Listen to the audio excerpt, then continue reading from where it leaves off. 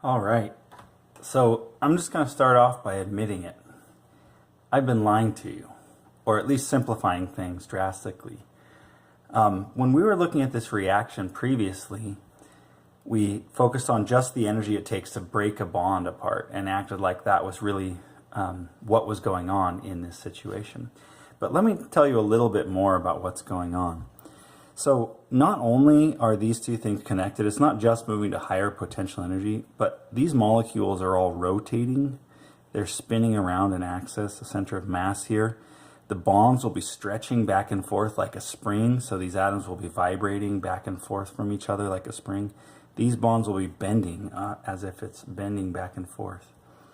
In addition to that, they're flying through space at a certain speed and then bumping into another molecule and flying through space at that speed again.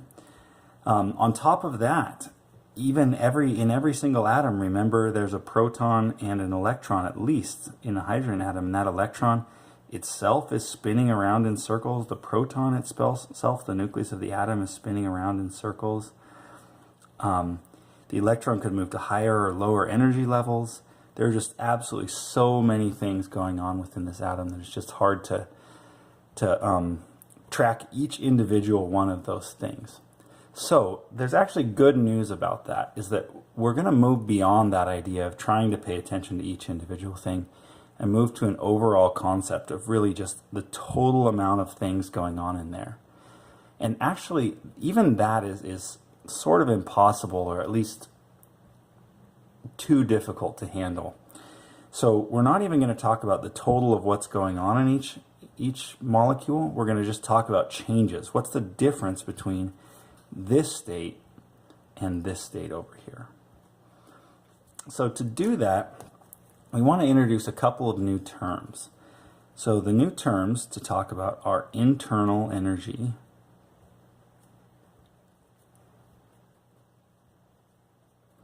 and another term that we call enthalpy. Now, in lecture later on, we will get to a little bit of the distinction between what's the difference between these two. But for now, let's just make a general approximation that they sort of mean the same thing, just in different circumstances, depending on what's going on. And chemists want to focus on this one. And we'll think of these terms as essentially the sum of all of this. All of what's going on here, we can lump together. All of the energies, all of those things that I've talked about, we can lump together in that term enthalpy. That describes all of the kinetic and potential energies going on in that molecule. And throughout the process, we can talk about that as a change in enthalpy.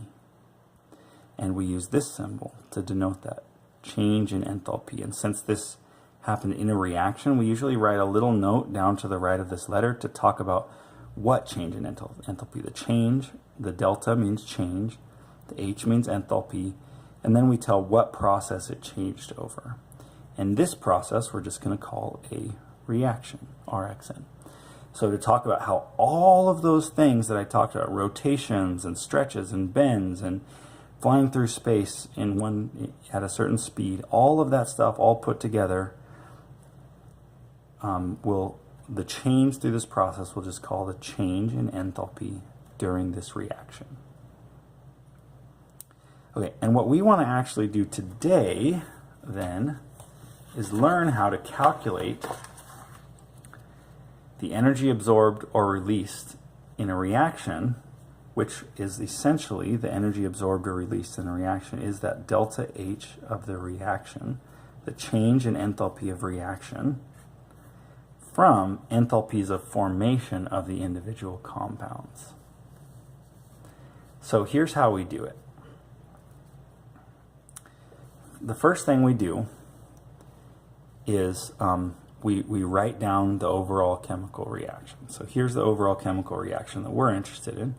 Again, it's methane gas plus 2 oxygen gas molecules reacting to form a carbon dioxide gas molecule and 2 water molecules also in the gas phase because it's coming out of a flame, so water would be hot and would be in the steam phase.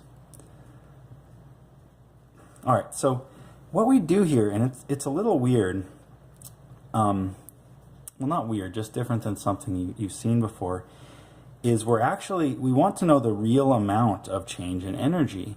And the way that we can do that is from a series of experiments that have been performed previously. So essentially, someone tested what it would take, how much energy would be absorbed or released when you formed CH4. So in other words, someone did a test and they figured out the amount of energy that it would take to take solid carbon, which is the normal form that carbon is in at room temperature, and react it with hydrogen gas and make CH4 gas. And they said that the delta H for that, the change in enthalpy for that process, which we'll use an S for because that's forming the CH4, was, they figured it out to be negative 74.6 kilojoules per mole. And luckily, when they did this, they recorded it for other scientists to refer to later on this table that we call the table of standard enthalpies of formation. So I know it, not because I have to do any tests or look up their work. I just look up that line on the table, 74.6 kilojoules per mole. So when you take carbon and hydrogen separately and put them together, you get out 746 kilojoules per mole of energy. So it's pretty easy, pretty cool. And then you just have to do that for every one, and you don't have to look at individual bonds like the last one. By definition, this one is 0 because you would be forming O2 gas from what it's like in its standard state. Well, its standard state is just O2 gas. In its normal form, it's just like that. So by definition, the delta H of formation of that is 0 kilojoules per mole. To form carbon dioxide from carbon and oxygen in their standard states, it would be solid carbon plus O2 gas forms carbon dioxide, and the delta H for that formation process, for forming the carbon dioxide gas, if I look on that table, so go back to the table and I find where carbon dioxide is, well, carbon dioxide is negative 393.5 kilojoules per mole.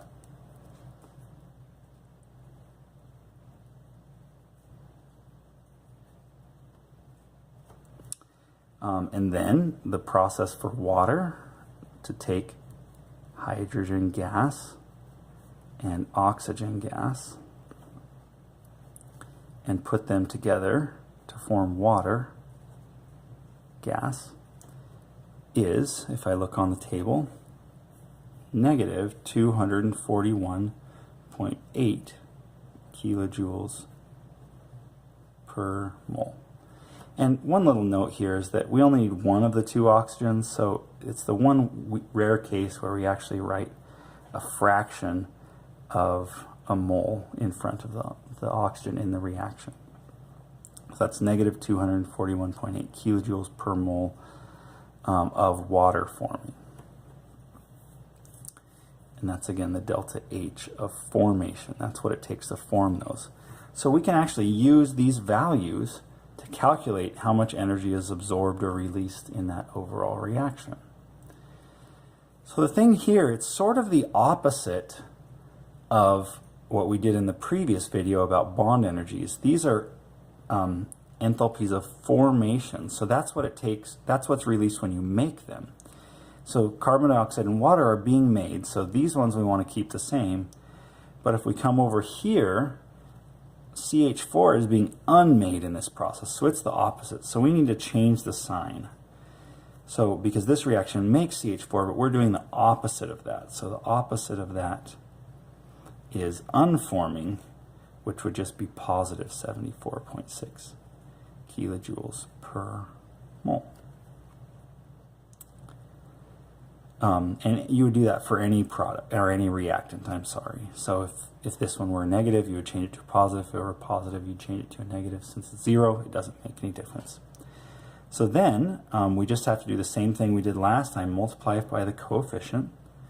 So we're going to multiply by this positive 74.6 by 1 mole of CH4 in the reaction. Then we're going to multiply this negative 393.5 kilojoules per mole by however many moles of carbon dioxide are present, which is 1 mole. Then we're going to multiply this negative 241.8 kilojoules per mole times the 2 moles of water that are present. And then we just add it all up. And when we add this up, we get the delta H of the total reaction, the change in enthalpy of the total reaction. And again, the enthalpy is the sum of all of the energies, the kinetic and potential energies that are going on in there. The sum of the rotations, the flying through space, the bends, the stretches, the distance of the electrons from the nucleus, how all of that changes as it becomes the products. And we can calculate that as 802.5 kilojoules per mole. Kilojoules for this total reaction, which would be that many kilojoules per 1 mole of methane burning or per 2 moles of oxygen reacting, etc. And that's it. That's how you calculate the energy absorbed or released from the standard enthalpies of formation, from these delta H of formation values on the table. It's actually very close to what we did calculating it by bond energies. It's just a little bit more precise of a way of doing it. Thank you very much for watching.